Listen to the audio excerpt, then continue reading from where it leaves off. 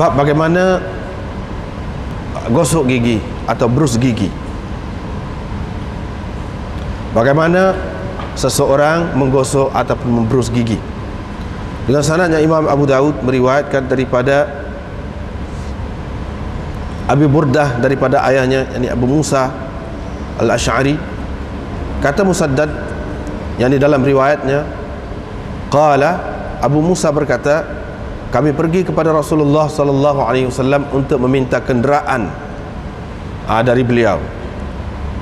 Fara'aituhu, saya melihatnya sedang brus gigi, sedang menggosok dengan brus ala lisanihi, di atas lidahnya. Qala Abu Daud, Abu Daud berkata, Sulaiman berkata, qala, Abu Musa Al-Asy'ari menceritakan, dakhaltu, dia kata, dakhaltu ala Nabi, saya masuk menemui Nabi SAW ketika dia sedang gosok gigi ataupun brus gigi. Waqad wada'a as-siwak, ketika itu dia telah meletakkan brus giginya di hujung lidahnya. Wa huwa yaqul, sambil dia berkata, atau atau begitulah. Yakni yatahawwa, maksudnya semacam dia nak muntah. Qala Abu Dawud, kata Abu Dawud, kata Musaddad, kana hadithan tawilan, itu adalah satu hadis yang panjang, saya telah ringkaskannya. Bab tentang seorang brus gigi menggunakan brus gigi orang lain. Dengan sanadnya Imam Abu Daud meriwayatkan daripada Aisyah, katanya Rasulullah SAW brus gigi. Pada ketika itu ada dekat baginda dua orang lelaki. Salah seorang darinya lebih besar dari yang seorang lagi. Maka baginda diberikan wahyu tentang kelebihan brus gigi, supaya tentang kelebihan brus gigi, an-kabir, perintah diberikan supaya berikan dahulu kepada yang lebih tua. An-kabir maksudnya a'tis siwak akbarahuma, yang diberikan brus gigi kepada yang lebih tua daripada dua orang itu. Ahmad bin Hazm berkata, Abu Sa'id, yaitu Ibnul A'rabi, mengatakan kepada kami, ini, yakni hadis ini adalah di antara tafarrud ahli Madinah, yakni di antara perkara, di antara hadis yang hanya diriwayatkan oleh ahli Madinah. Bab basuh brus gigi. Dengan sanadnya Imam Abu Daud meriwayatkan daripada Aisyah bahwasanya dia berkata, Nabi SAW brus gigi, selepas itu dia memberikan brus gigi itu kepada saya untuk saya basuh, untuk saya membasuhnya. Fa abda'u bihi, saya mulakan dengan menggunanya. Fa abda'u bihi fa astaq, saya mulakan dengan membrus gigi, yakni saya sendiri dahulu. Thumma aghsiluhu, kemudian baru saya membasuhnya dan memberikan kepadanya. Babus siwak minal fitrah, bab brus gigi itu berasal daripada ajaran agama. Dengan sanadnya daripada Aisyah, Abu Daud meriwayatkan, kata Aisyah, Rasulullah SAW bersabda, 10 perkara minal fitrah, berpunca ataupun berasal dari ajaran agama. Qassus syarib, gunting misai. Wa i'fa'ul lihyah, menyimpan janggut. Was-siwak, brus gigi. Wal istinsyaqu bil ma', dan menghisap air ke hidung lalu menghembuskannya dari hidung, yakni membersihkan lubang hidung. Wa qassul azfar, mengerat kuku. Wa ghaslul barajim, dan membasuh buku-buku jari-jari, buku-buku jari jemari, buku tangan, itu makna al-barajim. Ataupun membasuh pelipatan pada anggota-anggota di tubuh. Wa natful ibd, dan natful ibd, yakni mencabut ketiak, bukan mencabut ketiak, yang ini mencabut bulu ketiak. Cabut bulu ketiak itu dikatakan natf. Wa halqul 'anah, dan mencukur bulu ari-ari. Wa intiqasul ma, yang ini mengurangkan air, maksudnya beristinja dengan air, yang ini menggunakan air ketika membersihkan najis. Zakaria berkata, qala Mus'ab berkata, saya lupa yang ke-10. Yang saya ingat tidak lain ialah yang ke-10 itu ialah al-madmadah, yaitu berkumur. Dengan sanadnya Imam Abu Dawud meriwayatkan daripada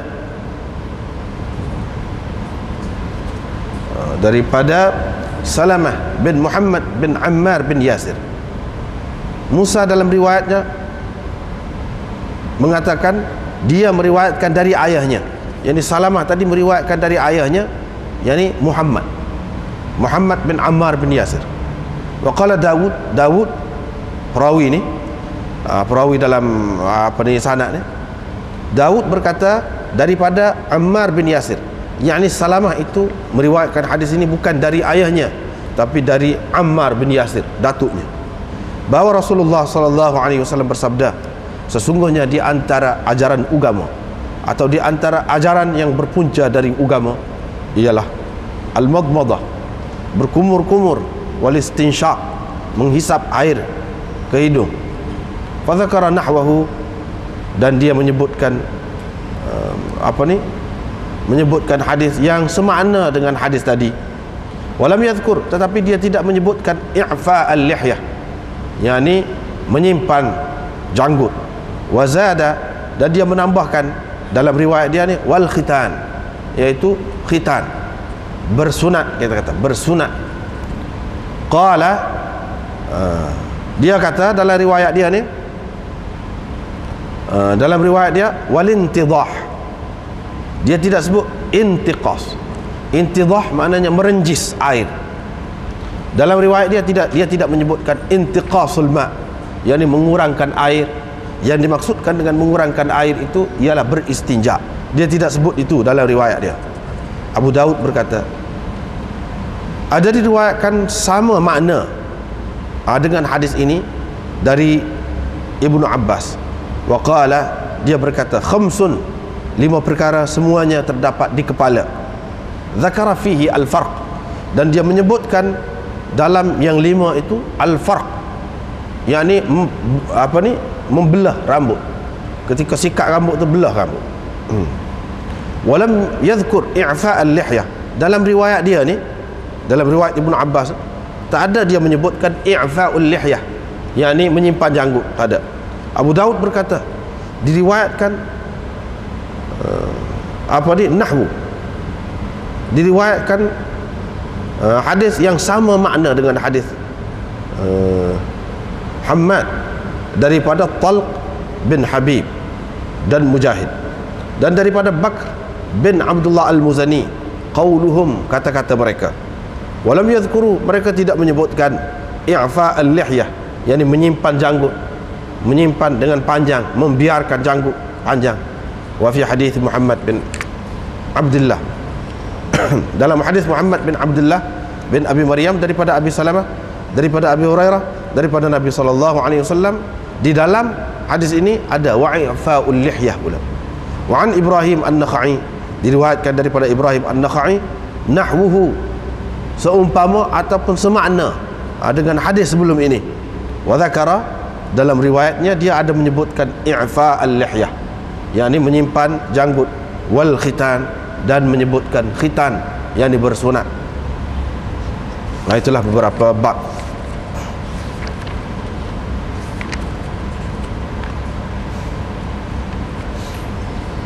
Ini bab bagaimana berus gigi ataupun gosok gigi. Bagaimana berus?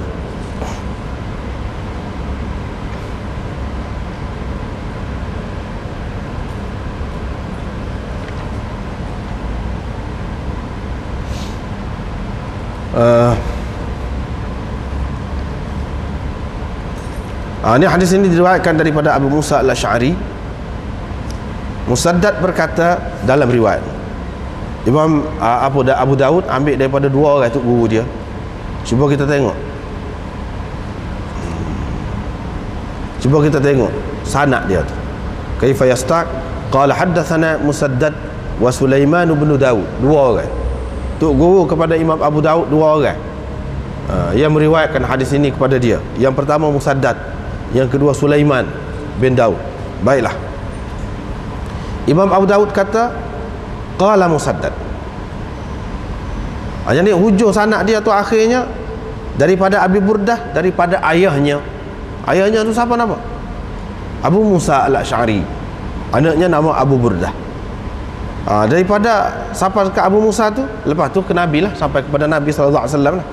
Cumanya Musaddad dalam riwayat dia, dia kata Abu Musa ni berkata, Ataina Rasulullah, kami datang kepada Rasulullah untuk meminta dengan beliau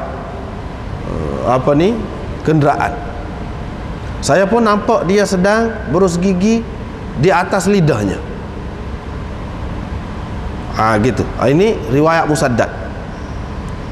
Riwayat Musaddad. Awal dia tu, permulaan hadis tu begitu bunyinya. Abu Daud berkata, Sulaiman berkata. Yang ni tok guru dia hak nombor 2. Sulaiman bukan kata lagu tadi, bukan kata Ataina. Abu Musa al-Asy'ari kata tu bukan dengan lafaz Ataina Rasulullah nastahmiluhu begitu. Tetapi Sulaiman kata, Abu Musa al-Asy'ari kata lagu ni, dakhaltu ala nabi sallallahu alaihi wasallam wa huwa yastaq. Itu beza, nak ayat beza permulaan riwayat ni. Saya masuk tadi, kami pergi kepada Rasulullah, Ataina. Ni saya masuk menemui Nabi sallallahu alaihi wasallam. Maknanya Nabi duduk dalam satu kawasan yang tertutup, dia masuk. Wa huwa yastaqu, ketika dia sedang berus gigi. Wa qad wada'a as-siwak ala tarafi lisanihi. Hak lain-lain ni serupalah lebih kurang. Wa huwa yaqul ataupun itu sama hak lain-lain. Cuma hak awal itu berbeza. Dia masuk ni, Abu Musa al-Asy'ari cerita bila dia masuk, dia tengok Nabi sallallahu alaihi wasallam sedang berus gigi, dia gunakan berus gigi tu, dia gonyol di atas lidah dia je. Ini kaifa ni, bagaimana berus gigi ni?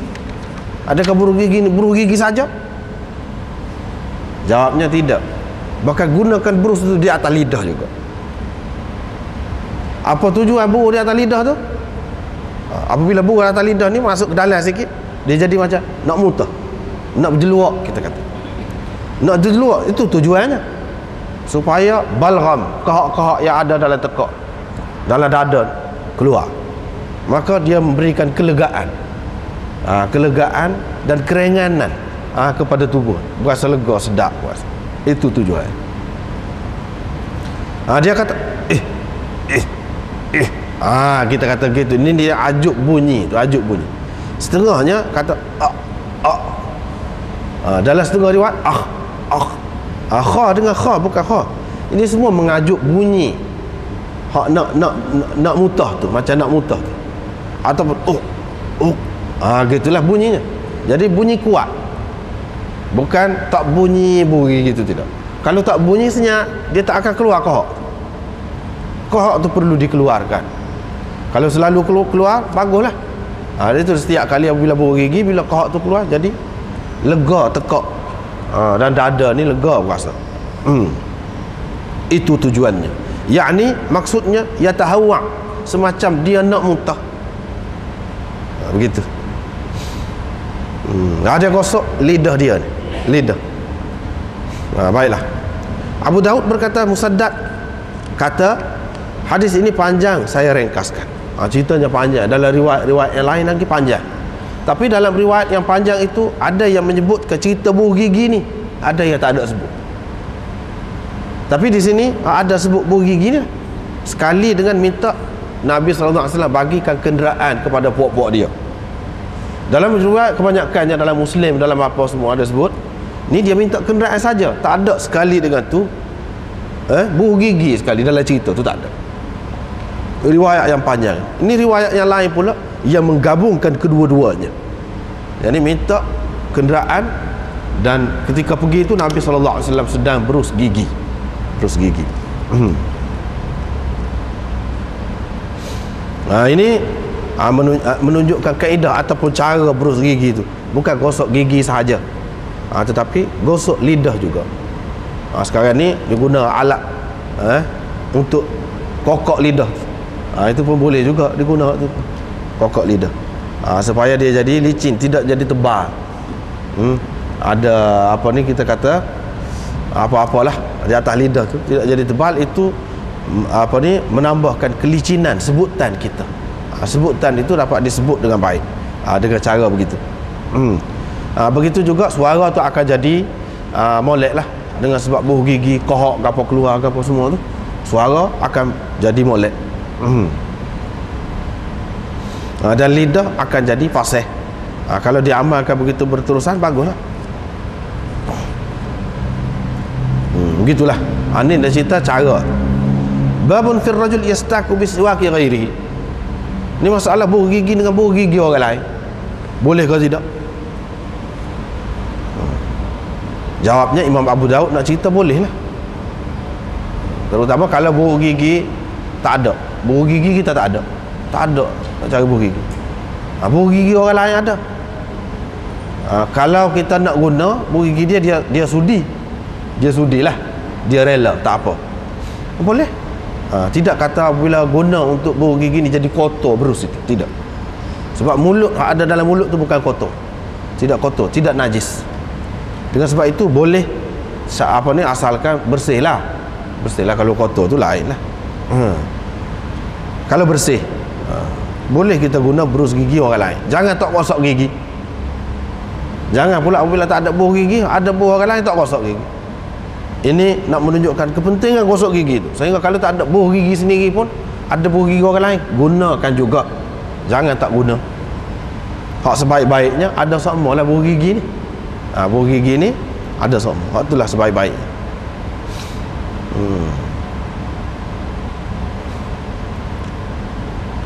Diriwayatkan daripada Aisyah, dia kata Rasulullah sallallahu alaihi wasallam berus gigi. Pernah Rasulullah berus gigi, dia sedang tengah berus gigi tu, ada dua orang dekat dia. Seorang tu lebih tua daripada yang seorang lagi. Diwahyukan kepada Nabi pada ketika berus gigi tu, diwahyukan kepada dia tentang kelebihan berus gigi. Sebelum pada tu pun ada dah sebut lagi kelebihan berus gigi. Lepas tu kalau nak bagi kepada yang lebih tua.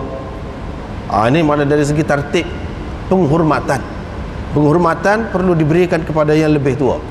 Memberikan berus gigi kepada orang lain itu satu penghormatan, dan beri kepada yang lebih tua, itu yang kedua, penghormatan yang kedua. Terutama kepada orang yang dikehendaki keberkatannya, seperti daripada Nabi sallallahu alaihi wasallam. Nak bekah dia. Kalau nak bagi sahabat-sahabat ni, dia berebut-rebut nak bekas dia tadi. Sebab apa? Dia masalah bekas ni dia ada kesan juga. Sebab itulah dalam tahnik itu kan, ketika kita suap makanan buah tamar tu kepada budak mula-mula beranak tu, anak kecil tu, dia sunatnya makna mamah dulu. Bila mamah, lepas pada tu barulah suap. Itu makna ada kesan. Ada kesan. Dan perkara ini dibuatkan bukan sahaja oleh Nabi sallallahu alaihi wasallam, tidak menunjukkan khusus kepada Nabi sallallahu alaihi wasallam sahaja, bahkan sahabat-sahabat pun buat lagu tu, imam-imam kemudian pun buat lagu tu juga. Ini dia ada kesan. Di antara ulama ada yang menyebutkan salah satu punca orang Islam mudah kena sakit zaman sekarang ni, kerana terlalu individualistik. Terlalu gelah suku, pinggan suku, semua suku belakang, tak sih orang lain kembali lalu kalau orang lain. Sedangkan ada hadis menunjukkan bahawa lebihan sisa orang Islam tu ada keberkatan pada dia. Keberkatan tu yang kita tidak faham tu. Kadang-kadang jangan hak sakit lah. Kalau hak sakit tak termasuk. Kalau hak sakit dah semua kita ni, semua orang ajak pergi tahnik budak kanak-kanak, kita pun mamu jadi semua pakai budak tu, tak ada pasal lah waktu tu. Ataupun dalam mulut kita ni ada penyakit, gigi kita tak bagus, gigi kita tak bagus, gusi kita tak bagus, tak usah. Dia boleh melarat pula penyakit itu, boleh melarat pula penyakit. Dan itu pun ada isyarat daripada Nabi SAW juga, bahawa kanak-kanak ni dia kena penyakit apa ni, tonsil dia bengkak. Ada kalanya kerana orang tua tu dia cium. Orang tua ni sayang kepada budak dia, dia cium mulut tu, sedangkan mulut dia tu kotor. Jadi kuman tu berjangkit, kuman tu berjangkit. Dengan sebab itu tak boleh juga. Tengok tempat-tempat lah. Kalau sihat tak apa, kalau sihat dia menambahkan kekuatan lagi, bukan keholmah. Jangan kita berasa kembang tak satu pasal je. Tapi kena jagalah kuku-kuku ke apa tu, kena jagalah. Janganlah dah makan sekali pula apa ni, adab dia kita tak jaga, kuku apa cuma lepas tu minum air satu bekah dia hembus pula dalam gelas tu. Itu janganlah, kena ikut cara dia, maka jadi selamat. Sekadar sikit-sikit bau tu tak apa, tak apa lagi.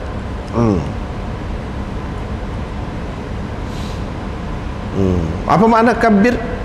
Berikan kepada yang lebih tua. Makna berikan berus gigi itu kepada yang lebih tua daripada dua, kata. Qala Ahmad bin Hazm, Ahmad bin Hazm berkata, Abu Sa'id kata kepada kami, Abu Sa'id iaitu Abu Sa'id Ibn al-A'rabi, ini adalah di antara hadis yang hanya diriwayatkan oleh ahli Madinah. Tetapi hadis itu hadis yang molek, tak ada apa, hadis sahih. Hadis sahih. Boleh kita pakai. Ini bentuk penghormatan, bukan saja berus gigi sajalah. Kalau kita nak benda-benda lain pun begitu juga. Nak bagi minuman, kalau nak bagi apa pun sebelah kanan dulu. Sebelah kanan dulu. Orang Islam diajarkan begitu. Nabi SAW telah mengajarnya begitu. Ini menunjukkan kelebihan kanan tu daripada kiri. Sampai sekarang ni pun dunia akui bahawa kanan ni lebih. Dunia akui, tak kira Islam, tak kira kafir, kanan ni lebih daripada kiri. Dia kata golongan kanan. Golongan kanan tu kalau dalam politik mana baguslah, tidak jenis melampau. Tapi kalau golongan kiri, tu jenis radikal lah, jenis apa ni, ekstrim, macam-macam lah. Kalau golongan kiri tu jenis kerah lah. Golongan kiri dia panggil blok kiri, blok timur, blok kiri. Dia kata itu menunjukkan tak molek belakang kiri. Orang kafir pun guna lagu tu. Kemudian kita tengok kejadian manusia ni lebih ramainya, lebih ramai kuat balik kanan, guna balik kanan. Ini semula jadi. Hak asal lagi Allah SWT buat lagi. Ada hak guna sebelah kiri ni, apa orang panggil? Guna sebelah kiri ni kidal kata. Ada tapi tak ramai. Tak kira orang kafir pun, tak kira. Bangsa mana-mana pun sama saja. Allah SWT buat lebih kuat balik kanan. Dengan sebab itu kena lebih balik kanan. Dalam Quran pun guna ashabul yamin, ashabul shimal, golongan balik kanan, golongan balik kiri. Dia guna lagu tu juga. Golongan kanan, golongan kiri. Golongan kanan tu ahli syurga lah, hak nak pergi ke syurga. Golongan kiri tu golongan hak nak pergi ke neraka. Itu makna golongan kiri. Serupa juga banyak benar dalam agama ni, semua lebih kanan. Kalau mari surat tak mari balik kanan, tanda molek. Kalau mari balik kiri, tak molek. Menunjukkan tak molek. Cumanya melarat pula. Orang zaman dulu setengah-setengah tu dia. Kalau burung terbang balik kiri ni, dia kata tanda kita tak molek, tak jadi kerja hari ni. Nak pergi dah, lelek nak pergi tak jadi pula. Itu tak betul lah tu. Itu termasuk dalam tatayur. Tatayur, menggunakan ramalan ataupun nujum, menggunakan ramalan atau mengambil sempena buruk daripada sesuatu, itu tak kena. Merugikan diri saja. Kalau mari balik kanan, tanda molek, menunjukkan molek. Tak ada, itu semua tak ada. Kita terima setakat mana hak ada, hak ada. Kalau tak ada tu tak usahlah lebih-lebih, tak usah. Baiklah. Babu ghaslis siwak. Ini bab membasuh berus gigi. Berus gigi ni setelah digunakan elok dibasuh. Walaupun hak sendiri pun elok dibasuh. Sebab apa? Kalau tidak, lekatlah hak kotoran gapo di situ tu, bukan dia jadi kau molek lagi, tetapi kau tak molek, tak kena gaya buah gigi tu. Semua maknanya terima berus gigi ni, kata molek pun kena cara dia lah. Kalau lama sangat berus gigi tu, bergelebek dah berus gigi tu, tak molek juga tu. Berus gigi yang kotor pun tak molek. Semua kata macam tu. Begitu juga kalau zaman dulu berus gigi kayu tu, guna kayu tu pun, kalau kayu tu lama sangat dan tidak dipotong tiap-tiap kali nak guna, tidak ada khasiatnya. Dia setiap kali nak guna tu kena potong, kena kerak, dah biar lembut, baru ada khasiat dia tu. Kalau tidak, tak bagus. Dia ada juga. Maknanya kena cara dia lah. Kalau tak kena cara dia, tak dapat kelebihan dia. Sini pun salah satu caranya ialah membasuh berus gigi tu. Jangan tak basuh, pakai taruh begitu. Basuh tu basuh biar sempurna lah basuh. Ini riwayat daripada Aisyah. Nabi SAW berus gigi, dia pun beri berus gigi tu kepadaku untuk aku basuh.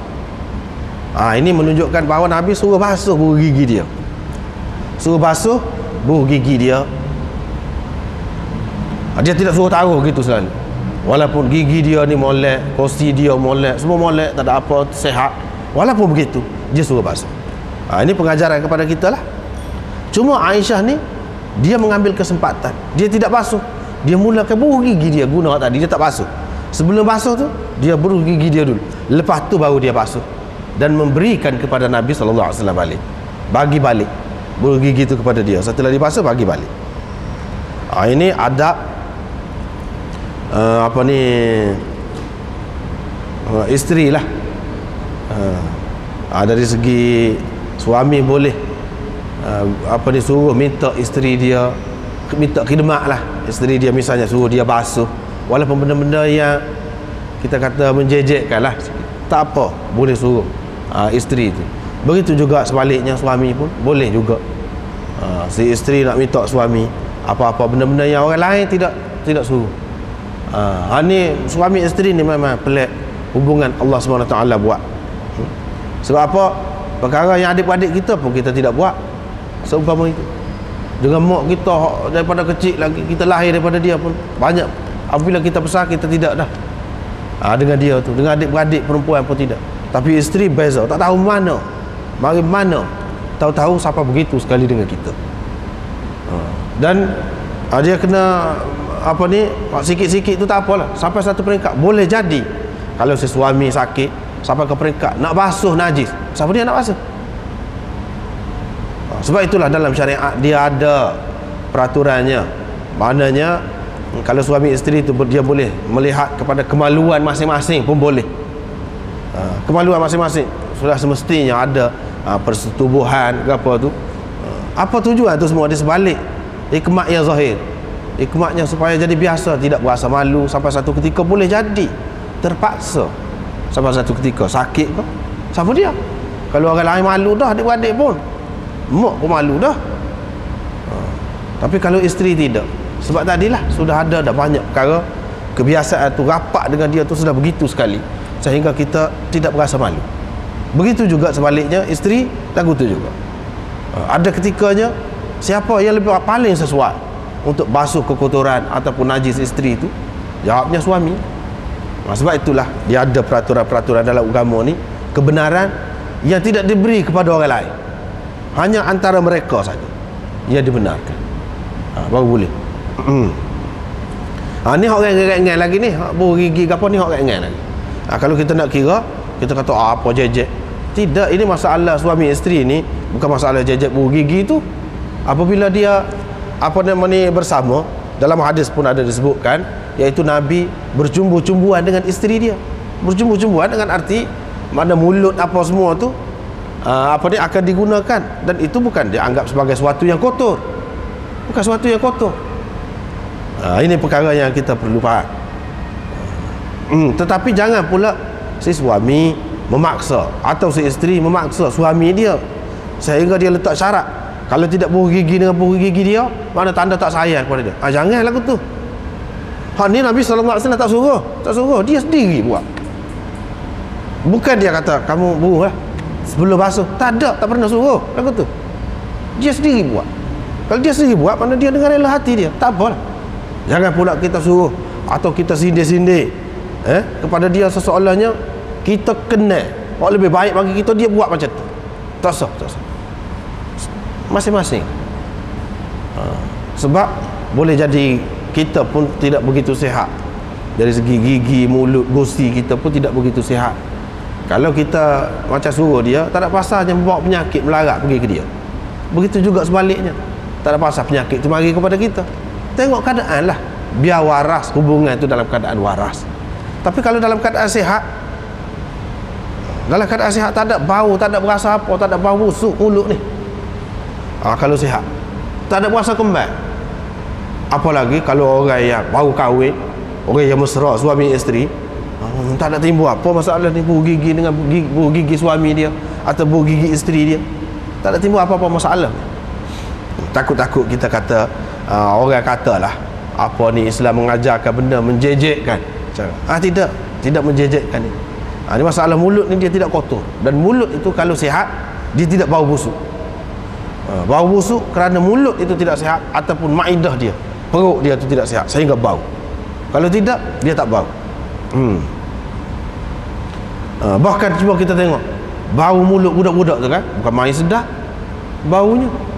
Bau mulut budak-budak lagi sedap pasal bersih, cuci, sehat perut dia ataupun cuci, bau sedap. Ini perbuatan Aisyah. Setakat ni yang dia buatnya, bau gigi dulu. Tapi nak kata ambil air kecil minum, tak ada. Tak ada riwayat lagu tu. Sifat kau najis Nabi SAW tak ada. Ada bau gigi ambil, tapi bukan Nabi suruh. Tak, dia tak suruh. Ini masing-masing. Kita pun kena macam tu juga. Jangan pula kata apa ni, kalau isteri tak saya gosok gigi dengan bau gigi kita, tanda tak sayang lah tu. Tak sah. Tak perlu lah tu.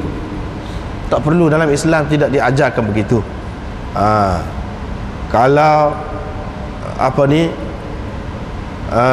tak menikah dua misalnya, menikah seorang tu bakal sayang semua. Kalau menikah dua tak sayang, tak. Tidak macam tu dalam Islam. Kalau mampu, kalau perlu, boleh. Itu yang syariat berikan. Kalau mampu, kalau munasabah, kalau boleh berlaku adil, kalau apa, boleh, tak ada apa. Menikah dua, tiga pun. Jangan pula kita kata ya si isteri ataupun keluarga tu pula kata ini tak sayang adalah. Tidak mana begitu. Kalau lagu tu sahabat-sahabat tak sayang belakang lah ke bini dia. Nabi-nabi tak sayang lah ke bini dia, dah menikah ramai belakang. Tidak. Bahkan menikah ramai ni, tapi kena betul lah, kena betul. Jangan mengambil kesempatan. Kena betul. Kalau betul supaya dengan anak ramai sayang belakang. Tidak kata kurang. Tidak kata kurang. Lagu tu lah. Ni pun. Jangan pula apabila bini mati tak saya menikah. Kalau menikah tanda tak sayang. Tidak. Dalam Islam tidak ajar lagu tu. Supaya juga si isteri kalau suami mati, takut-takut anak-anak dia kata apa dia tak sayang kepada suami dia, adik dia dulu, tak sayang kepada abang dia dulu, tak sayang kepada darah dia dulu, menikah dengan orang lain. Tidak. Boleh berlaku. Asalkan dalam batas syariat boleh berlaku. Boleh jadi hak kemudian itu lebih baik lagi untuk dia. Inilah yang dalam doa orang mati itu, wa abdilhu zaujan khairan min zawjihi. Kalau apa ni yang lelaki, kalau yang perempuan, wa abdilha zaujan khairan min zawjiha. Maknanya gantikan kepada dia tu suami yang lebih baik daripada suami. Doa selalu duduk depan lagi. Duduk depan lagi ni, duk mayak-mayak ni doa dak. Apa lagu tu? Kasar kau tu. Dak, itu nak royak falsafah agama kita. Tak boleh. Jangan dibuat benda apa ni tak ada pasal tu. Seperti dalam agama lain, nikah hanya dalam hidup ni seorang saja. Lepas tu kalau mati pun tak boleh. Nak cerai tak boleh. Nikah seorang saja seperti dalam agama Hindu, Kristian ke apa tu, memang lagu tu. Dalam Islam tidak ada.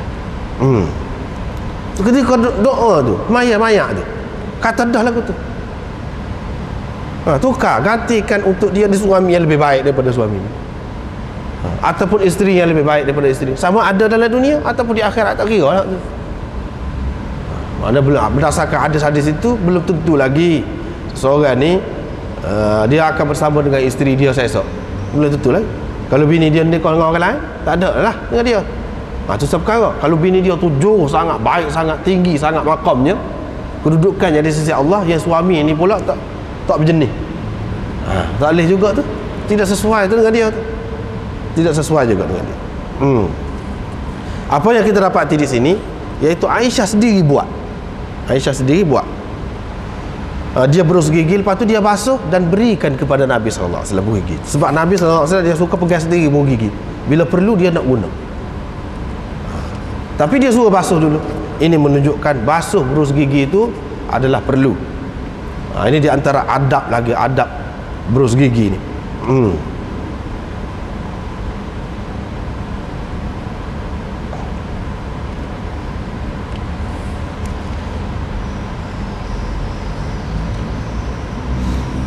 Babus siwak minal fitrah. Ini bab berus gigi itu minal fitrah, sebahagian dari ajaran agama. Satu makna. Tapi tadi anda terjemah lagu lain. Berus gigi itu berpunca atau berasal dari ajaran agama. Tadi ada dua terjemahan. Kemudian dia sebutlah anum minal fitrah, 10 perkara berpunca dari ataupun berasal dari ajaran agama, yaitu qassus syarib dan seterusnya yang kita baca tadi. Ini berus gigi minal fitrah. Kalau kita kata min ibtidaiyah, dengan arti min itu hak selepas dia itu berpunca, berasal, asalnya, bermulanya daripada fitrah agama. Agama lah yang ajar benda ni. Agama lah yang ajar ni benda-benda ni, 10 perkara. Ini makna min ibtidaiyah. Seperti dalam Quran sebut khalaqahu min turab, khalaqahu min turab thumma qala lahu kun fayakun. Allah SWT menjadikan Adam itu min turab, dari tanah. Yang ini berpunca, berasal, bermula dari tanah. Ini kejadian Adam itu, atau kejadian manusia itu, asalnya bermula daripada tanah, berpunca daripada tanah, asal kejadian dia itu. Kalau kita kata min tab'idiyah, mana berus gigi itu sebahagian daripada banyak ajaran agama ni. Berus gigi ni adalah sebahagian daripada ajaran agama, sebahagian daripada. Boleh juga minal fitrah.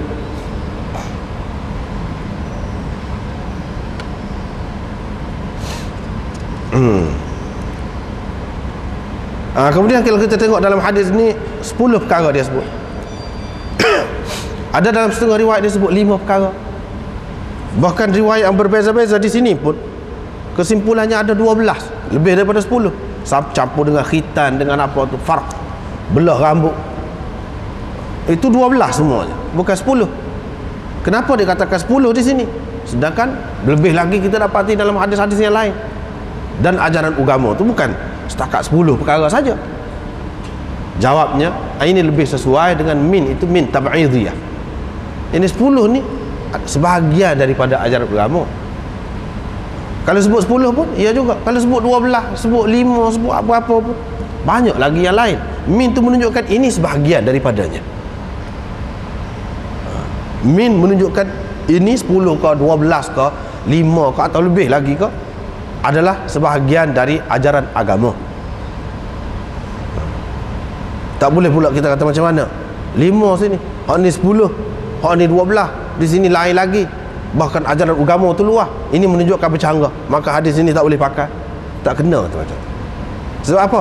Min tadi kita pakai dengan makna tab'idiyah, makna 10 ni sebahagian lagi daripada ajaran agama yang keseluruhan, dia banyak. Kalau 12 pun, kalau 5 pun, kalau apa, dia tidak bercanggah. Itu tanda dia tidak faham molek tu hadis itu.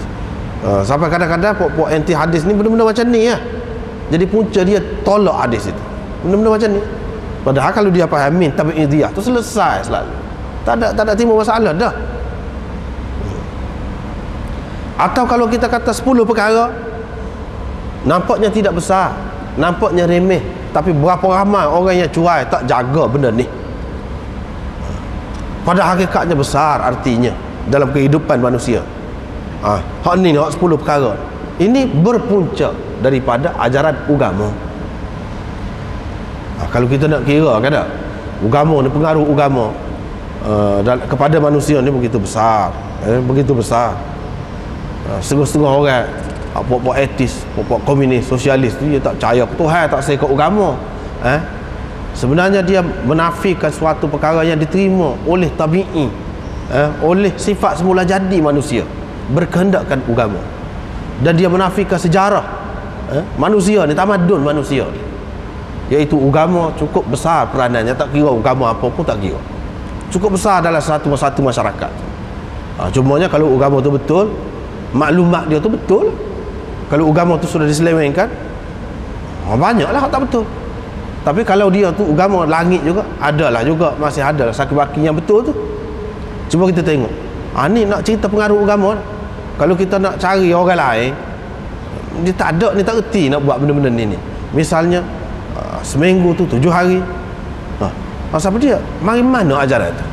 Seminggu ni 7 hari. Pergilah. Bangsa mana pun, agama mana pun, hak tak percaya kepada agama pun terima. Seminggu ni 7 hari. 7 hari ni mari mana? Siapa dia? Rakyat 7 hari. Serupa je hari-hari. Kalau kita kata seminggu 9 hari pun apa ni? Kira-kira ikut kita lah kita nak kata. Siapa yang menentukan 7 hari? Banyak benda-benda yang seumpama itu. Jawabnya agama. Sebab itulah dalam bahasa Arab sampai sekarang, kita bahasa Melayu pun ambil bahasa Arab. Ahad mana satu? Hari yang mula-mula kejadian. Tapi ini dari segi hakikatnya tidak tepat. Ini insya-Allah kita akan bincang akan datanglah bila sampai tepat dia. Dulu pun sudah bincang dah. Bila jumpa situ tu sudah bincang dah. Cuma sepintas lalu nak cerita. Ini sebenarnya kita terpengaruh, masih lagi terpengaruh dengan ajaran Yahudi yang menganggap hari Ahad tu hari Allah SWT mula-mula menjadikan alam ini. Isnin tu ada 2 lah, hari yang kedua. Selasa kita kata, tolak lah, hari yang ketiga. Arbi'a, Rabu. Arbi'a maknanya 4, hari yang keempat kejadian alam. Khams, 5, hari yang kelima. Jumaat, mana hari terkumpul kejadian. Sabt, maknanya rehat, hari rehat. Cuti, hari rehat. Tetapi itu sesuai dengan agama Yahudi yang menganggap hari cuti itu ialah hari Sabtu. Orang Kristian anggap hari Ahad. Kita orang Islam hari Jumaat. Kalau hari Jumaat tu maknanya hari cuti, sepatutnya start kejadian alam ni hari Sabtu, bukan hari Ahad. Bukan hari Ahad. Itu rekas. Hak panjangnya anda sudah bincang dah juga dulu. Kemudian insya-Allah kalau jumpa pula kita akan bincang lagi. Itu hak ringkas. Hak tepatnya hari Sabtu tu hari mula-mula Allah SWT menjadikan alam ni. Ahad tu hari nombor 2 dah. Hari Jumaat tu hari cuti. Itu baru tepat dengan hak kita duduk amal ni, hak kita duduk pakai. Tetapi dari segi istilah yang kita guna, Ahad, hak tu sesoalnya hari mula-mula Allah SWT menjadikan langit bumi ni. Itu sudah hak Yahudi tu, hak Yahudi. Kemudian cuti tu cuti macam mana? Tuhan rehat kata dia. Tuhan rehat, Tuhan tidur. Dia kata dalam agama Yahudi. Tuhan tidur rehat gitu. Sila kaki. Tuhan duduk sila kaki bila dia rehat. Itu dalam ajaran Yahudi lah. Tapi kita tidak macam tu. Nak cerita tadi, ini ajaran agama. Kalau tak ada agama, manusia tak tahu tu. Manusia tak tahu, hari-hari dia pun tak tahu. Itu peranan agama. Cuma beza-beza lah. Agama ni kata hari Rabu, hari besar dia dari seminggu tu. Agama ni kata hari Selasa pula. Agama ni kata hari ni. Jadi masing-masing tu boleh katakan tiap-tiap hari ada lah. Agama mana-mana pun ada lah hari minggu dia. Tak apalah. As-siwak minal fitrah.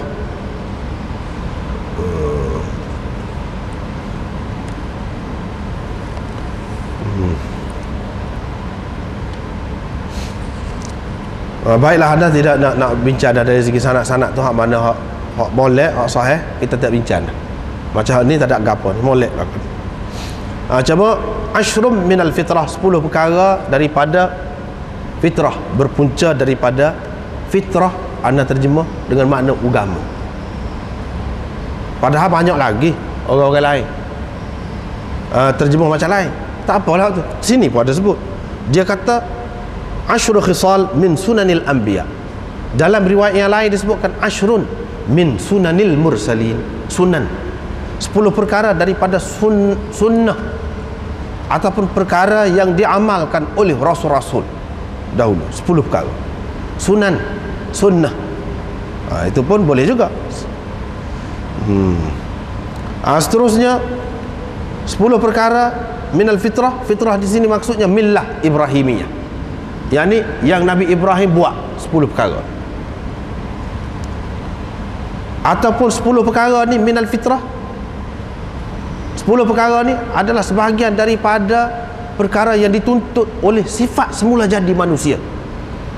Sifat semula jadi manusia yang apa ni, yang sejahtera. Manusia yang sejahtera akal fikirannya, dia akan menganggap 10 perkara ni molek dan baik. Tanyalah bangsa mana pun, agama mana pun, molek ke tidak buat lagu ni, semua kata molek. Itu makna fitrah. Makna fitrah tu makna asal kejadian semula jadi manusia, asal kejadian manusia ataupun sifat semula jadi manusia berkenan ataupun suka kepada 10 perkara. Itu makna fitrah. Ada juga fitrah dengan makna din, agama. Inilah yang anda pilih tadi. Sebab dalam Quran disebutkan fitratallahi allati fatara an-nasa 'alaiha. Itulah fitrah Allah, agama Allah yang Allah ciptakan manusia di atasnya. Jadi asal manusia itu fitrah. Kullu mauludin yuladu 'alal fitrah fa abawahu yuhawwidanihi aw yunassiranihi aw yumajjisanihi. Fitrah itu makna asal kesucian, asal agama. Agama Islam lah asal, agama yang betul.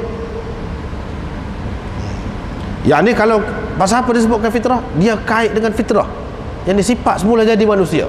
Kalau diserahkan kepada manusia, fikir dengan tenang, tak ada tekanan daripada sekeliling dia, masyarakat dia ke, takut kau orang tu orang ni ke, akhir sekali dia akan terima agama Islam. Itu makna fitrah. Sebab agama Islam ni sesuai dengan fitrah dia. Sebab tu orang panggil agama fitrah.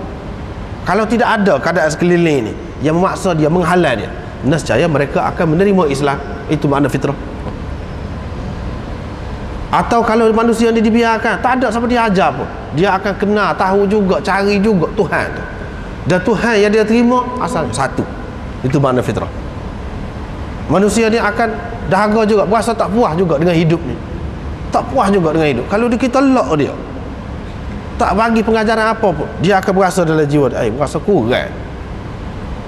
Kalau kaya setara mana, senang setara mana pun, dia berasa tak puas lagi. Mestilah ada yang dapat memuaskan dia, yang dapat memuaskan dia. Ini makna kehendak manusia kepada kehidupan selepas mati, kehidupan yang kekal abadi. Ini adalah tuntutan semula jadi manusia. Itulah maksud fitrah. Agama Islam mari ajar tu, mari ajar tu. Sebab itulah lebih sesuai kita kata agama. Cuma ajaran agama itu banyaklah, ada yang wajib, ada yang sunat, ada yang macam-macam lah. Tidak sama lah pula. Ashrum minal fitrah. Yang pertama, qassus syarib, yang ni gunting misai. Gunting misai. Gunting misai ni sama mana? Saya enggak nampak lah. Apa ni? Bibir balik atas. Bibir balik atas. Nampak? Nampak merah bibir balik atas tu. Ada juga ulama mengatakan qassus syarib dengan makna ahfu asy-syawarib, yakni papah kita, papah misal ataupun cukur misal. Ni orang-orang mazhab Hanafi pegang macam tu. Bukan semua, tetapi sebahagian besar daripada mereka pegang macam tu. Dia pegang dengan hadis tu. Tapi Imam Malik kata tak boleh, bahkan bid'ah. Kalau cukur apa ni misal ni cukur, bid'ah. kerana ia termasuk dalam muslah. Muslah ni mana menguduhkan kejadian asal yang Allah SWT buat comel, huduh hak tu, kita ubah kejadian itu. Imam Malik kata bid'ah. Ini di antara bid'ah yang khilaf lah. Khilaf. Ada juga bid'ah khilaf, ada juga tidak khilaf. Hak ni termasuk dalam hak khilaf. Imam Malik kata bid'ah, tak boleh.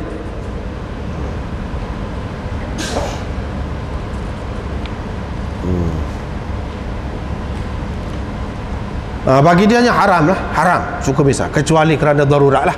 Kerana darurat nak berubah ke apa tu lain cerita lah.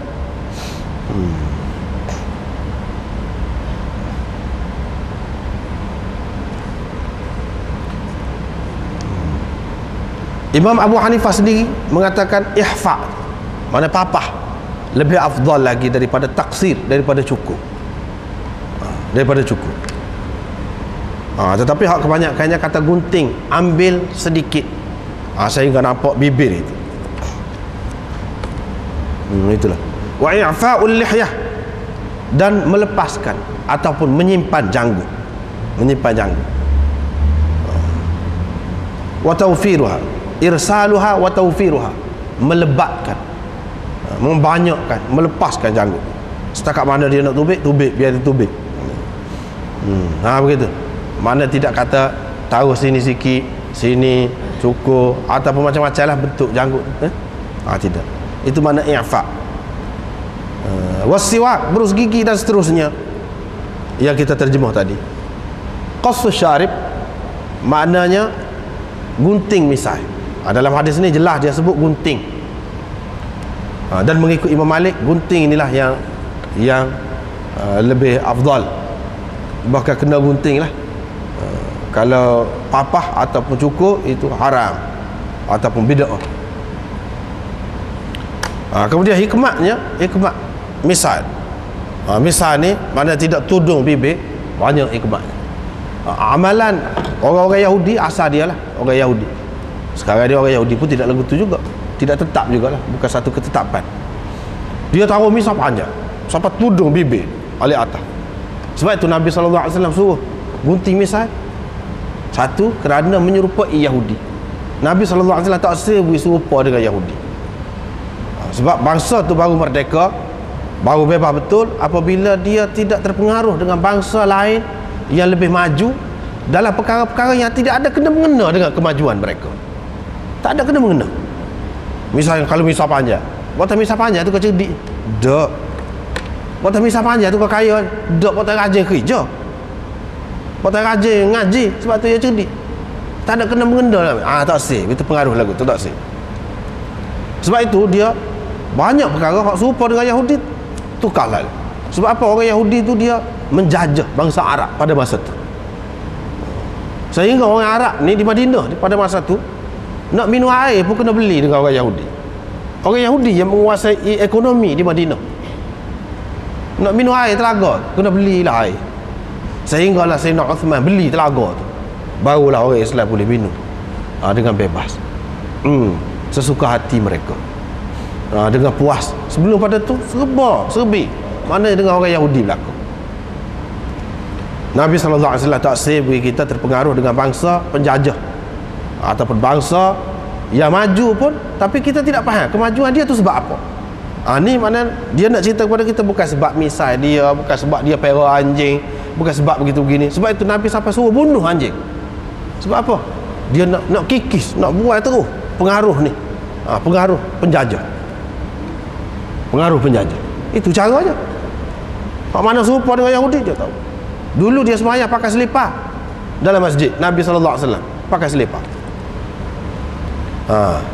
Lepas pada tu dia tahu apa ni, dalam setengah riwayat disebut dia tak pakai. Lepas tu dia tahu orang Yahudi ni tak pakai selipar.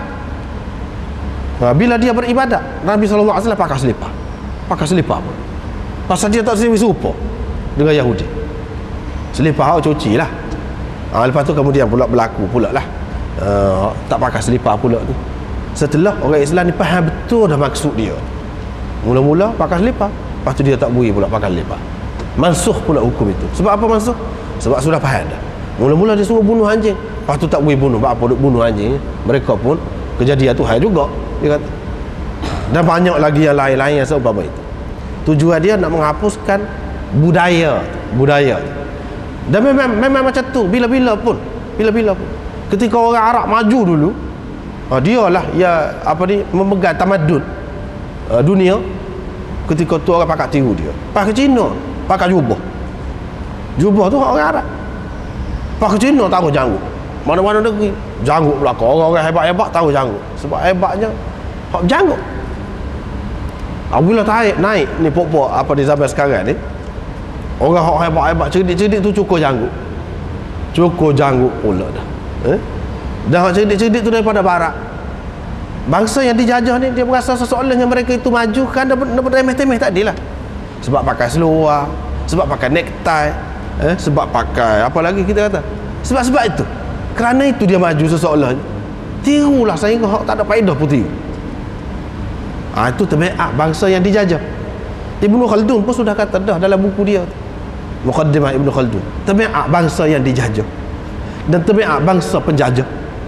Kalau kata dia bangsa penjajah ni dia nak habis, bukan setakat ekonomi saja nak boleh ke dia nak menego saja tak, dia nak masuk budaya dia, tamadun dia semua sekali. Memang lagu tu hak dijajah pula habis ikut. Seperti sekarang ikut Qasus Syarif. Setengah-setengah orang pula dia taruh misal tu kerana nak menunjukkan hebat dia. Dia tengok ahli-ahli fikir orang hebat-hebat tu tudung misal. Hebat. Dia pun tahu misal lagu tu. Tak boleh lagu tu. Dia tidak faham tu. Sekarang ni mengikut kajian moden ni, kajian baru tu, rupanya ni dia ada kelenjar-kelenjar di bibir balik atas, bukan bibir balik bawah. Bibir balik atas. Kelenjar-kelenjar ni mengeluarkan hormon. Hormon itu memberi kekuatan kepada tenaga batin. Menguatkan tenaga batin pula. Tetapi dia kena air dan dia kena udara, dia kena angin, baru dia jadi kuat. Kalau tudun dengan misal tak ada pula dah. Kalau macam tu tengok, itulah sebabnya Nabi SAW suruh gunting misal. Boleh nampak ni bibir balik atas, biar dia kena angin, dan apabila kita minum biar dia kena air. Lepas tu kalau ada penyakit apa tidak bergantung daripada hidung ni, berapa banyak penyakit tu yang mana kuman dia tu merebak melalui pernafasan ke hidung. Bila kita bernafas lekat di misal tu hak panjang tu, bila kita minum masuk tu kena dalam tu. Kalau orang lain minum pula merebak pula penyakit. Ada kebaikannya selain, bukan saja-saja selain daripada comel kemas. Nabi SAW tujuan dia nak suruh kemas. Dia tak sih Nabi SAW ni hak tak kemas, dia tak sih, dia tak suka. Sebab itulah pernah anak Ja'far dia cukur kepala, cukur sekerak dia, datang dia taruh. Nabi SAW kata kenapa ni macam anak burung ni, kata apa rapat sepuh anak burung ni, kan anak burung kan dia ikut tepi ni tak ada bulu dia, atas ni saja kata di situ. Utrukuhu kullahu aw ihliquhu kullahu, tinggal semua, sipas semua rambut, ataupun kalau nak buat cukur semua. Ni pasal apa? Cukur sekerak dia, taruh sekerak dia. Kalau nak taruh semua, taruh. Sehingga timbul pula kemuskilat di kalangan ulama-ulama dulu. Dia kata tak boleh pula bojeng, dia panggil bojeng. Suppose zaman sekarang dia bojeng ni. Tak boleh ni. Pasal guting ni tak boleh. Dia kena sama ada taruh semua panjang sepon Nabi ataupun cukur, antara dua tu saja. Kalau tidak bojeng dia panggil qazak. Qazak tu haram mengikut setengah ulama kata dia. Padahal qazak tu hak tadi lah, hak tadi cukur separuh, taruh separuh. Tak kira lah sampai sekarang ni banyak pula tu orang buat lagu tu. Ini pun pengaruh penjajah juga, pengaruh bangsa asing juga. Cukur kot tepi, datang ditaruh. Tak boleh lagi. Sebab apa? Sebab tak comel. Biar kita reti kak, biar ada cita rasa tu, biar ada apa ni kita kata seni halus, kata seni halus, biar reti seni halus kata. Hak comel, orang panggil comel ni lagu mana, biar reti, biar ada standard dia. Ni ikut orang ni kata comel, walaupun huduh pun comel macam. Tak asal lagu tu. Hak comelnya tumbuh sini, tumbuh juga rambut, sini tumbuh juga, dah tumbuh belakang. Apa ya cukur sekeraknya jadi seperti Cina. Tapi apabila terpengaruh dengan hak luar, memang buat macam tu. Tujuan Nabi SAW nak suruh comel. Gunting misal ni pun nampak ni comel lah, kemas. Itu tujuan. Wa i'fa'ul lihyah, dan menyimpan janggut. menyimpan janggut. Simpan janggut. Kemudian Nabi SAW selalu juga dia kutip, bukan simpan tu sampai panjang. Ada juga orang. Hak ni pun orang Yahudi pun ada juga. Hak tidak Yahudi pun ada juga. Orang Islam pun dia jauh janggut panjang terlaju. Pasal apa? Ahli-ahli fikir dulu tahu janggut panjang. Di sini dalam kitab ni dia tidak sebut, tak sebut banyak sangat. Tapi dulu kita sudah jumpa dah dalam Muslim dulu. Semasa mengaji Muslim dulu di Masjid Langgar tu, sudah ada dah jumpa keterangan Imam Nawawi cukup detail dalam masalah ni. Sifat janggut. Sifat janggut ni mana mengikut setengah-setengah tu. Kalau panjang pun tak apa. Lebih pada selengan. Panjang tebal. Kalau dia janggut je dia tebal. Lah sifat kan? Itu makna i'fa. Setengah ulama pula kata seperti Imam Malik, dia kata tidak lagu tu. Mana biar kemas janggut. Sifat janggut tapi biar kemas. Itu maknanya. Kemudian anda sengaja buat mari Muslim ni. Kalau kita sudah baca dah dulu berkenaan dengan janggut ni. Sebab dia timbul kemuskilan pula. Memanglah sunnah janggut tu, tapi kadang-kadang kalau siapa pandang buruk kepada orang lain, tak sahlah lagu tu. Tak sah. Biar jadi seimbang, biar jadi sederhana molek. Jadi anda nampak dalam banyak-banyak tu hak Imam Nawawi sebut ni molek. Hak Imam Nawawi sebut ni molek. Iaitu baik kita tengok. Bismillah.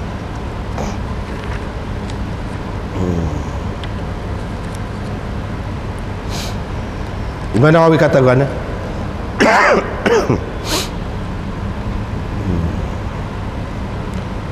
I'fa'ul lihyah maknanya memperbanyakkan janggut. Biar lebat. Janggut tu biar keluar banyak. Ini makna auful liha dalam riwayat yang lain. Adat orang Parsi dia cukur janggut. Dia sebut. Sebab itu syarak melarang daripada cukur janggut. Yang ni kerana menyerupai bangsa lain pula. Ni bangsa Majusi pula. Yahudi pun cukur janggut juga.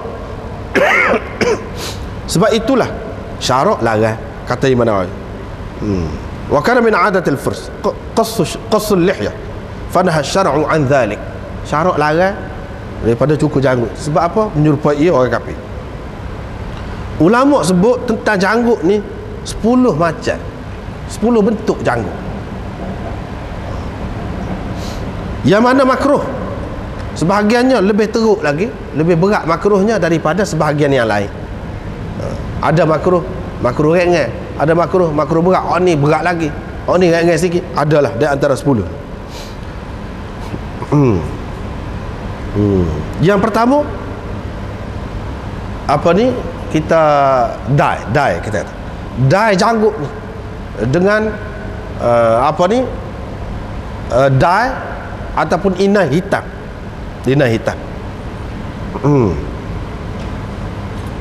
Itu maknanya. Bukan kerana sesuatu tujuan, saja-saja nak suruh nampak muda, saja je. Apalagi kalau dengan maksud bila muda tu orang perempuan lebih tertarik. Kalau dengan maksud tu lagilah. Tapi kalau dengan maksud jihad, tak apa. Dengan maksud nak jihad, maknanya dye janggut tu nak hitam, biar orang nampak orang Islam ni muda saja, tahan, tubuhnya tahan, awet muda kata.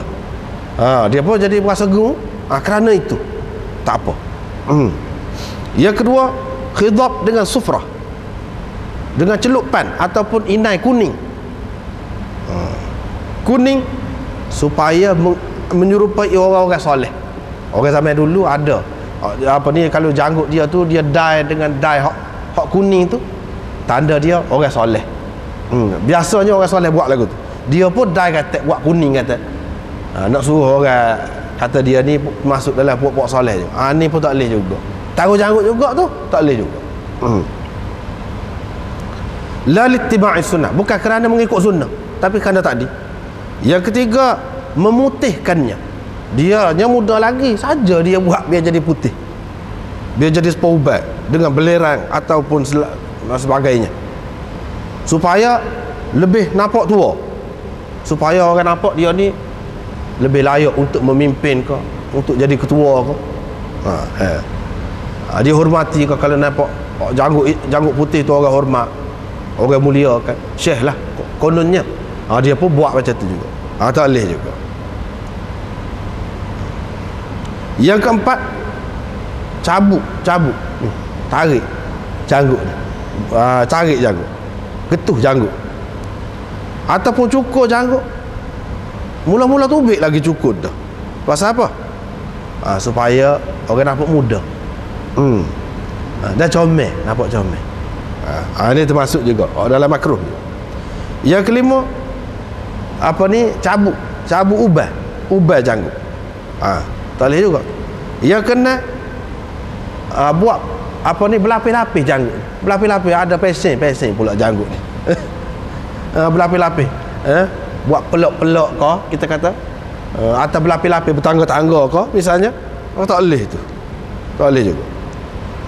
Misalnya dalam satu kawasan tu, orang perempuan pandai comel kalau buat lagu tu. Kerana tu, ni disebut tak boleh. Yang ketujuhnya, memanjangkan janggut ataupun mengurangkan.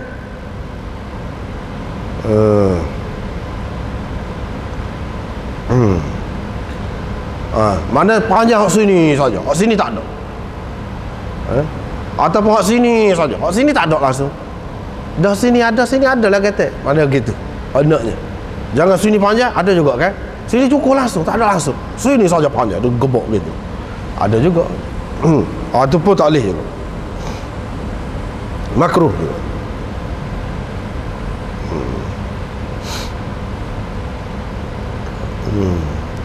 Dan banyak lagi yang dia sebutkan di situ.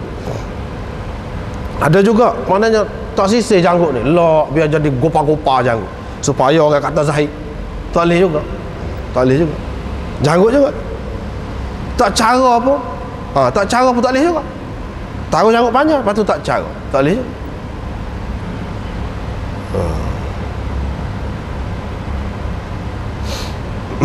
Begitulah ada beberapa ni. Ada pula yang pintal janggut dia. Dia jalin janggut. Tu pun biasanya, tu pun tak boleh juga. Banyak lagi lah yang disebutkan di sini. Macam-macam. Tapi Imam Nawawi memasukkan di sini dalam makruh. Cukur janggut itu termasuk dalam makruh.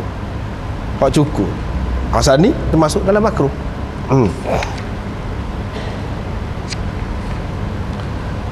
Dia tidak sebut haram. Dia tidak masuk dalam hak haram tu. Kalau ulama ada kata haram, itu pendapat dia. Masing-masing pendapat lah. Memang ada pun hak kata haram cukur janggut. Memang ada. Hak kata makruh pun ada. Termasuk Imam Nawawi dia sebut di sini termasuk dalam hak makruh. Setengah ulama pula kata harus cukur janggut. Harus. Tapi Nabi SAW pernah kau cukur janggut? Tak pernah. Tak ada. Tak ada. Kalau orang tanya, Nabi SAW pernah kau cukur janggut walaupun sekali? Tak ada. Memang tak ada. Itu jelas. Tetapi kalau orang lain nak cukur janggut, boleh ke tidak boleh? Jawabnya khilaf lah. Ada hak kata haram, ada hak kata harus, ada hak kata makruh. Imam Nawawi kata makruh. Ramai lagi yang lain kata harus, tetapi orang kemudian hak kata harus. Kalau zaman dulu-dulu boleh ke payah kita nak cari dalam kitab ni. Hak kata harus cukur janggut. Terutama jadi fashion pula, jadi kebiasaan pula. Cukur janggut.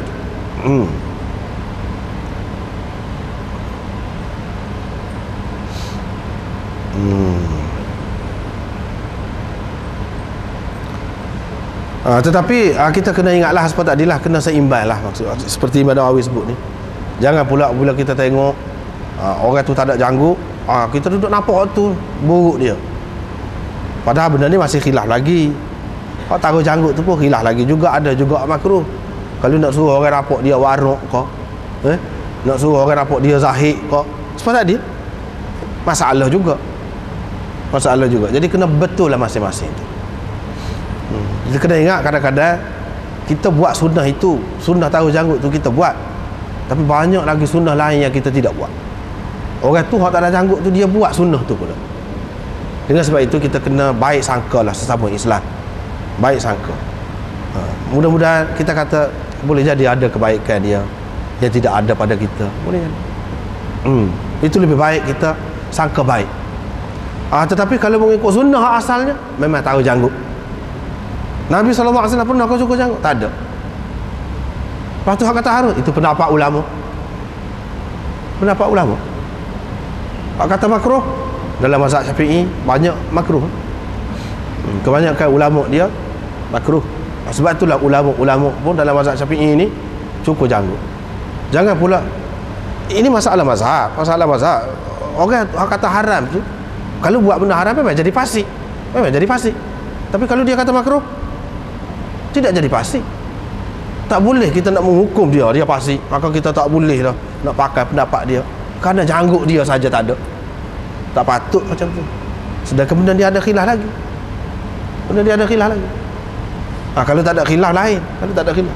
Kalau ada khilaf, janganlah sampai ke peringkat tu, sehingga kita tidak memberi penilaian yang sepatutnya kepada ilmu dia semata-mata kerana dia tak ada janggut. Tak boleh lah. Biar munasabah lah. Setengah-setengah orang pula dia kata tak boleh kalau kurang pada segenggan. Sini Imam Nawawi sebut.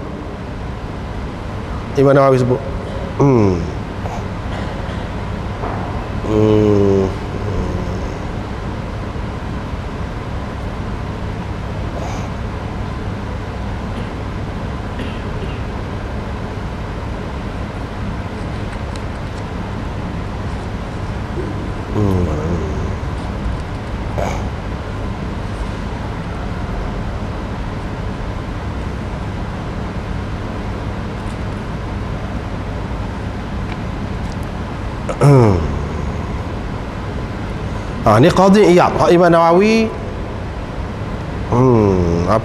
nukilkan daripada Qadhi Iyad.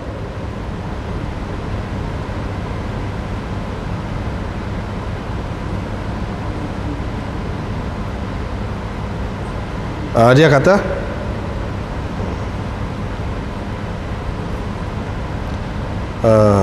berkenaan dengan cukur atau gunting atau bakar janggut ni. Lepas tu dia kata ambil hak sebelah panjang, mana gunting hak alik panjang, dan alik ni, hak alik lebar gunting. Fahasan, itu bagus kalau buat macam tu. Jangan dibiarkan tebal sangat ni, panjang sangat. Itu boleh. Wa tukrahu syuhrah fi ta'zimha, dan makruh kerana nak masyhur dengan sebab besar janggut. Sebagaimana makruh juga gunting janggut tu dan papah janggut, makruh juga. Di sini dia sebut. Qala wa qad ikhtalafa as-salaf hal lidzalika haddun. Ulama salaf khilaf pula dalam masalah ni, nak gunting janggut ni setara mana. Faminhum man lam yuhaddid syai'an fi dhalik. Ada di antara mereka yang tidak menentukan had, sebanyak mana asal taruh janggut. Dalam hadis ni dia nak simpan janggut, tak kira seci ke 2 eci ke, ikutlah asal simpan, cukup dah tu. Tu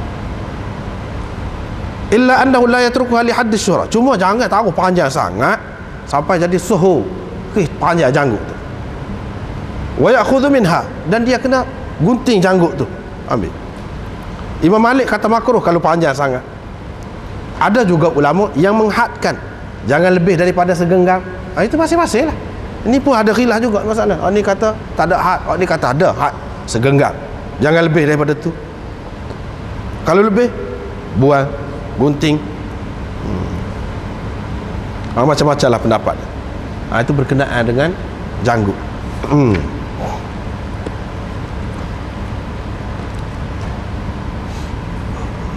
Kemudian berus gigi sudah bicara tadi. Istinsyaq bil ma, isap air ke hidung. Ini untuk membersihkan hidung. Qasul azfar, yang ini kerak kuku. Kerak kuku, alat tu tak kira lah mana-mana. Kemudian dalam setengah-setengah kitab tu, macam dalam Muslim ni, dia sebut kerak dengan jari telunjuk dulu, lepas tu sapa ke sini, mari sini, ujung akhir sekali ibu jari alik kanan. Dia kata lagu tu, hak tu musta'abnya. Begitu juga dalam kitab-kitab mereka banyak sebut lagu tu. Tetapi yang sebetulnya tidak ada ketentuan daripada Nabi SAW kena kerak hak ni dulu, lepas tusuk dengan hak ni hari gapo, hari gapo tengah malam tak boleh ke, tengah hari, itu semua tidak ada. Daripada sunnah ketetapannya tidak ada. Ikutlah, nak buat mana-mana. Nak start mana dulu pun tak apa. Tengah malam, tengah hari pun tak apa. Bila perlu setengah-setengah orang tu yok mari hak karut. Yok mari hak karut. Kalau kerak kuku hari Selasa mati kena bunuh, dia kata. Macam-macam lah cerita. Kalau kerak kuku hari ni gini-gini ni, apa kedana kata dia. Tak ada kena mengena semua tu. Tak ada hadis satu. Sebab itulah Hafiz Ibnu Hajar kata, dia kata innahu yustahabbu kaifa mahtaja ilaih. Elok kerak kuku ni bagaimana seseorang itu berhajat, dia perlu kerak macam mana, ikut dia. Dan tidak sabit tentang kaifiat kerak kuku ni satu pun hadis. Dan tidak ada ketentuan hari dinukilkan daripada Nabi sallallahu alaihi wasallam. Tak ada. Cuma Nabi sallallahu alaihi wasallam tak ada tinggal, yang jelasnya, yang pastinya tak ada sampai 40 hari lebih tak ada. Sampai 40 hari kerak kuku, janggut ke misai ke apa ke, hari-hari ke, bulu ketiak ke apa, sampai 40 hari. Lebih daripada 40 hari tak ada. Paling lama 40 hari. Sebelum pada tu, kalau antara tu tak apa, boleh lagi. Lepas tu ada yang sebut dalam setengah-setengah kitab tu susunan, susunan kena buat tangan ni dengan tangan dia dulu ke apa. Itu adalah karut. Apa ni? Qala syekhuna annahu batilun wa kadza qala Suyuti. Suyuti pun kata lagu tu karut ini semua. Tak ada asas. Tak ada asas. Boleh nak kerak. Orang zaman dulu betul lah. Orang zaman dulu dia kerak dengan apa, pisau. Lepas tu tengah malam gelap pula, pakai pelita je. Pelita tu pun jarang ada. Takut luka tangan lah sekarang tu. Tapi kalau macam cerah macam sekarang ni, tak ada apa. Bila-bila masa boleh.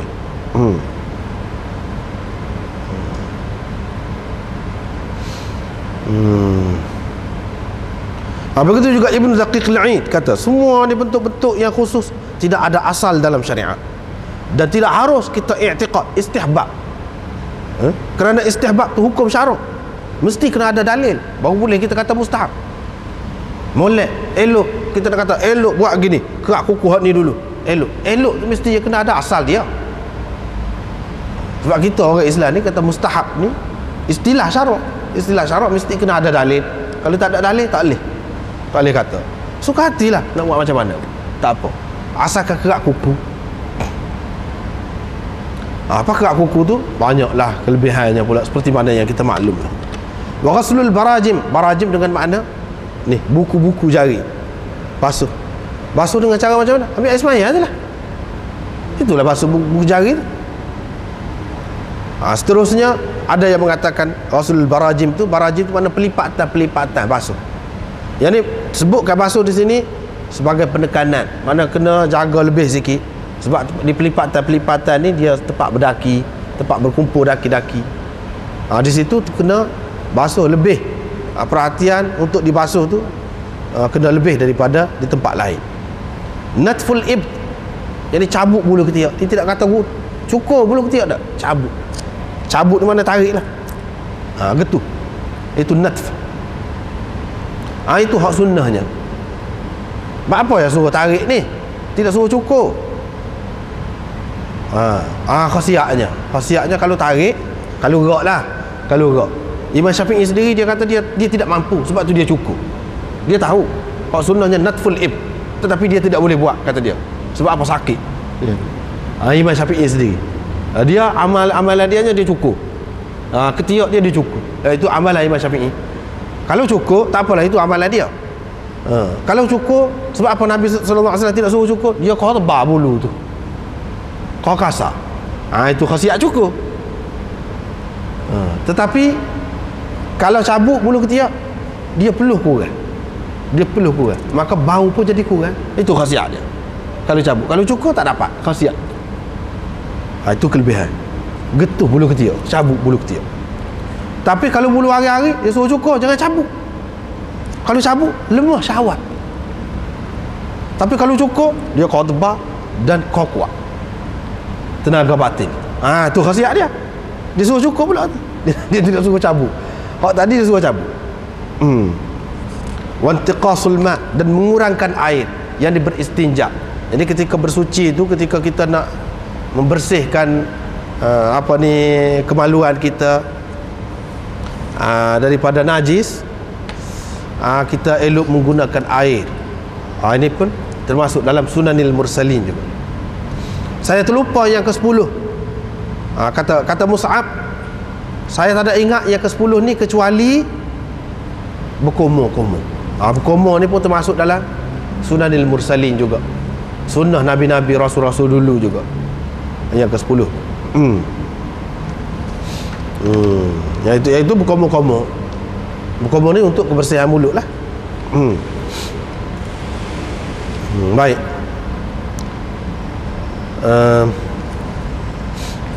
Bagi orang yang mengatakan hak ni semua ni yang tersebut dalam hadis ini sunat, dia pegang dengan hadis satu lagi, ashrun min sunanil mursali. Dia kata sunat lah. Sebab itulah apa ni, cukur, apa ni, gunting misai, taruh janggut macam tu, itu termasuk dalam sunat. Tidak buat hak sunat tak berdosa. Dia kata ini pegangan orang dalam mazhab Syafi'i macam tu. Begitu juga ni semua ni sunat belaka ni, sebab dia pegang daripada ashrun min sunanil mursalin. Tapi bagi orang macam Imam Abu Hanifah yang mengatakan cukur janggut ni haram, cukur janggut haram, dia mengatakan hak dalam ni sunanil mursalin ni tidak semesti semuanya sunat. Cuba tengok, dia kata tapi dalam riwayat Hasan ni tak ada sebut ni khitan. Khitan tu kan dalam mazhab Syafi'i wajib. Ada dalam setengah-setengah riwayat yang kemudian ada sebut khitan, iaitu bersunat. Waktu sunat kah? Bersunat tidak sunat mengikut mazhab Syafi'i, tapi wajib. Padahal termasuk dalam asyrun min sunanil mursalin juga. Macam mana tu? Sebab tu dia kata tidak semesti semua ni hak sunat, ada juga hak wajib. Hak wajib di antaranya caruh janggut, kalau orang ada janggut lah. Tidak semuanya apa ni sunat belaka. Di antaranya iaitu apa ni, khitan itu wajib di sisi Syafi'i. Tapi Syafi'i dia kata ni khitan ni berdasarkan dalil lain, bukan dalil ni. Dalil ni hak lebih kuatnya riwayat hak ni, hak 10 saat ni. Dalam hak 10 saat ni tidak sebut khitan itu. Tidak sebut khitan dalam hak 10 saat ni. Kemudian riwayat yang ada menyebutkan apa ni, hak ni khitan ni, kemudian ni riwayat di sini tidak sahih. Tidak sahih. Sebab apa?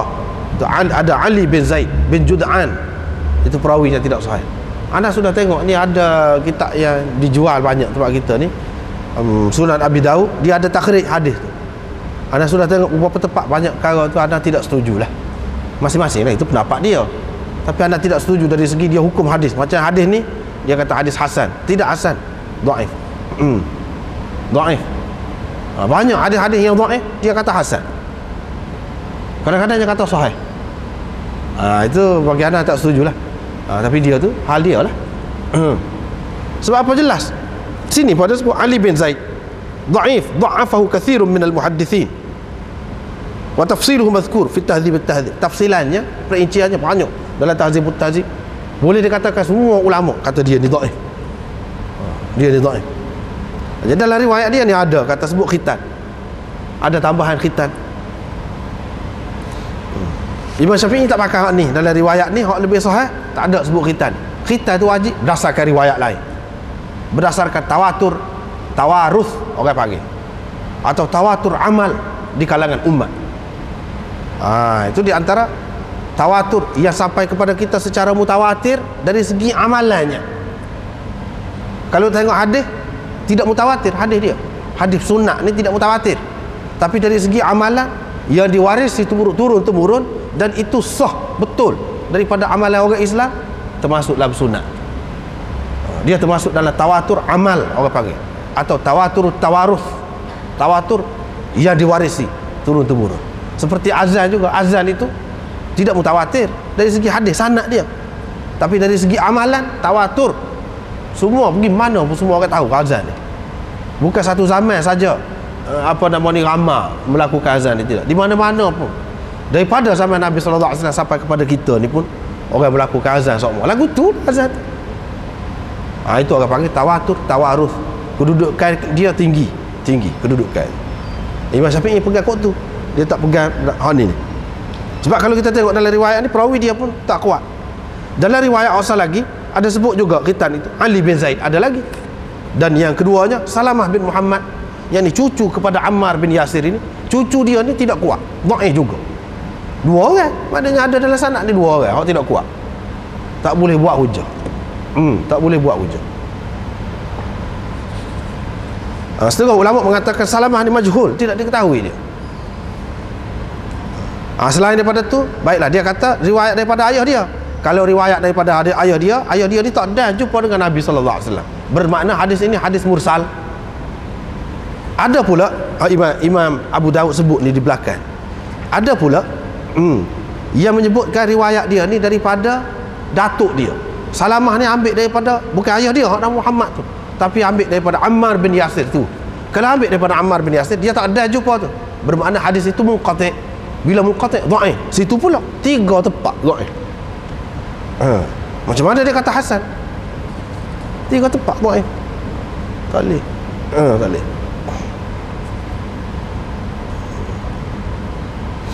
Begitulah. Seterusnya Imam Abu Daud sebut perbezaan di antara hadis ni dengan hadis ni. Hadis ni sebut lafaz ni, hadis ni sebut lafaz ni, beza-beza situlah.